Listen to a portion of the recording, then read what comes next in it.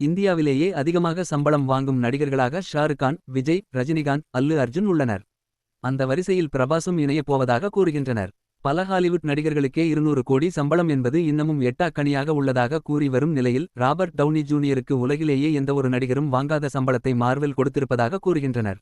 Avengers Endgame படத்தில் Robert Downey junior தானோஸை போட்டு தள்ள தன்னுயிரையும் சேர்த்து கொடுத்து விடுவார்.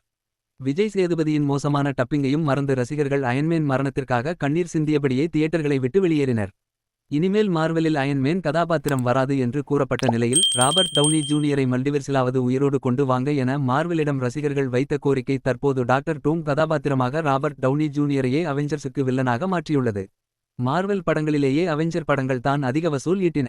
தானோஸ் என்பவனை போட்டு தள்ள ஒட்டுமொத்த சூப்பர் ஹீரோக்களும் தனித்தனி கதைகளாக உருவாகி கிட்டத்தட்ட பல ஆண்டுகால போராட்டமாக அந்த வில்லனை காலி செய்ய எண்ட்கேம் நடத்தி மொத்த சூப்பர் ஹீரோக்களும் தானோஸை துவம்சம் செய்யும். அதில் தனது உயிரையும் கொடுத்து மக்களுக்காகவும் மற்ற சூப்பர் ஹீரோக்களாகவும் அயன்மேன் அந்த பெரிய சம்பவத்தை செய்து முடிப்பார்.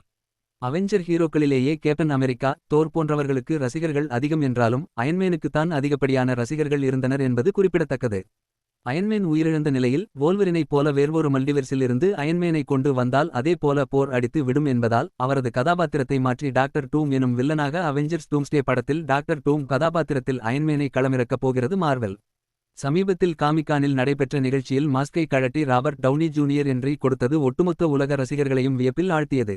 அவெஞ்சர்ஸ் டூம்ஸ்டே மற்றும் அவெஞ்சர்ஸ் சீக்ரெட் வார்ஸ் என அடுத்ததாக 2 பிரம்மாண்ட படங்களில் ராபர்ட் டவுனி ஜூனியர் நடித்துள்ளார். அதற்காக அவருக்கு 670 கோடி ரூபாய் சம்பளத்தை மார்வெல் நிறுவனம் வழங்கியிருப்பதாகவும் உலகத்திலேயே அதிக சம்பளம் வாங்கும் நடிகர் என்றால் இவர்தான் என்றும் கூறுகின்றனர்.